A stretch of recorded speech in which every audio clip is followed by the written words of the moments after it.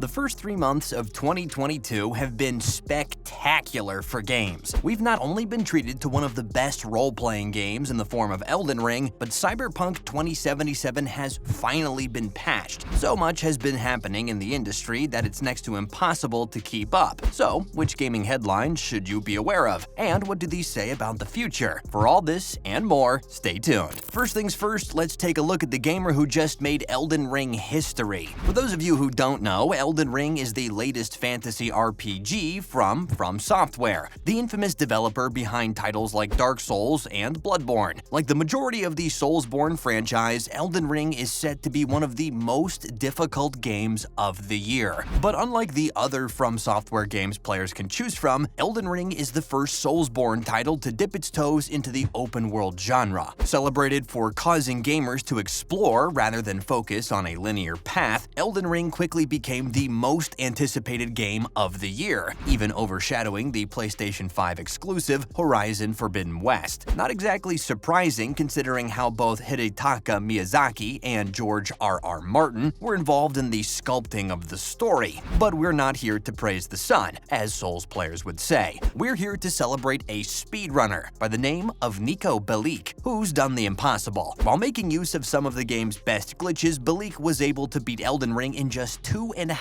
hours. But what's more impressive than the insane time he posted was the fact that Niko did this without dying once. Considering how the Soulsborne franchise caused a controversy last year for being too difficult for casual players, this is one achievement we doubt will be replicated anytime soon. We're still waltzing around Limgrave after all, which is the expansive first area of the game. But how exactly did Niko Bellic pull off the impossible? Well, he started off by choosing the Vagabond class, which is still considered to be one of the best melee build presets in the game. With a large reserve of vigor, strength, and dexterity, Niko found himself racing between the first 3 sites of grace, which allowed him to meet Melina and get gifted Torrent, the spectral steed that makes traversing the wide-open plains of the lands between with ease. Suffice to say, it was Torrent who really allowed Niko to skip all the unnecessary portions of the game, including that terrifying sentinel boss that patrols the entrance of Limgrave. It's also important to note that Niko used the same weapons he began the game with, which saved him a lot of time avoiding unnecessary quest lines that many of us complete for epic loot. It's clear from the speedrun that Niko has a grasp on the controls that make Elden Ring so impossible to master. To beat each holder of an Elden Ring shard in the game with nothing but the weapons and armor of a starting class is next to unheard of. But with a mastery of everything from invincibility frames to the rolling mechanic, Bellic was able to pull this off with just 2.5 hours on the clock. But since speedruns like this cause players to miss out on everything that makes Elden Ring so magnificent, it's probably best to try to beat Bellic's time on your second playthrough of the game, instead of your first. And if you thought that was impressive, just wait till you hear about Super Lewis 64, the streamer who recently made headlines when he posted a video playing Elden Ring with a rather ingenious controller. Rather than mastering the game with a keyboard and mouse, Super Lewis 64 made use of a Nintendo Switch's ring-fitted Venture controller to beat a couple of difficult in-game bosses. But if that wasn't enough to make the Soulsborne fanbase praise the sun in his stead, Super Lewis 64 ended up beating Godric the Grafted, one of the most difficult bosses in Elden Ring, with a rig consisting of nothing more than bananas. In total, Super Lewis 64's banana rig is made up of 7 bananas, each controlling a separate input. These bananas are then hooked up to his PC in a way that only Super Lewis 64 knows, allowing him to play the game by switching from banana to banana. This isn't the first time that the man has tackled a FromSoftware game with the use of his peculiar-looking rig, though. He actually played Dark Souls 3 back in 2017 using the same banana input, and we doubt Super Lewis 64 will be stopping there. He's made a reputation for himself by using strange controllers to beat games, considered by many to be too difficult. So since Elden Ring only just came out, expect Super Lewis 64 to come up with a number of new inputs to make headlines in the future. Whether this will be his Donkey Kong bongos, dance pad, or Guitar Hero controller, we have no idea, but we can't wait to find out. In other ER news, a new PC mod has just made the game surprisingly peaceful. As you've no doubt gathered by now, Elden Ring is pretty difficult, to say the least. We mere mortals are still dying at the hands of run-of-the-mill creatures, despite being over 20 hours into the game. But for those of you who want to stop and smell the blood roses without being impaled by the approaching sentry spear, there's a pretty great mod to install for your benefit. We are are, of course, referring to the Elden Ring photo mode mod that has just been made available on PC. This mod allows the player to become invincible to the eyes of enemies. As such, you'll be able to explore the lands between without so much as a worry. The fantastic thing about Elden Ring is the sheer amount of detail that's been implemented in the creation of its many creatures, most of which players miss as they're struggling to roll out of the way of harm. You can't exactly admire a difficult boss because you're too busy trying to survive, and that's what makes this mod so useful. Fans of the Soulsborne franchise and Elden Ring specifically have finally been able to explore the nitty-gritty details that the developers invested so much time in, from the monstrous paws of the rune bear to the disgusting tentacles of the giant land octopus. The Elden Ring photo mode mod is one that you should definitely check out. You can still die though, so use your runes while you can. Fans of Dead Space will also be happy to hear that a reboot is coming soon, and considering how the franchise is probably one of the best in the horror genre, we couldn't be more excited. It's been about 14 years since the first installment of the franchise released, and introduced us to the terrifying necromorphs that would go on to haunt our nightmares. And in the latest live stream from the developers, it was admitted that not only the graphics will be overhauled before the 2023 release date. According to the latest reports on the matter, the Dead Space reboot will come complete with improvements to audio occlusion, weapon sound effects, and the Alive system, which is known to control the breathing and heart rate of the protagonist. This is a lot to take care of before 2023 comes around, but Felipe Ducarme seems to believe that this is more than possible. Without disclosing the exact release date of the reboot, he went on to say that the team expects it to release come early 2023, and although they have a specific date in mind, they wouldn't want to give too much away just yet, in case they have to delay things a tad longer. The pre-alpha build of the game will apparently be playable in a couple of weeks' time, so an early 2023 release date isn't too hard to imagine.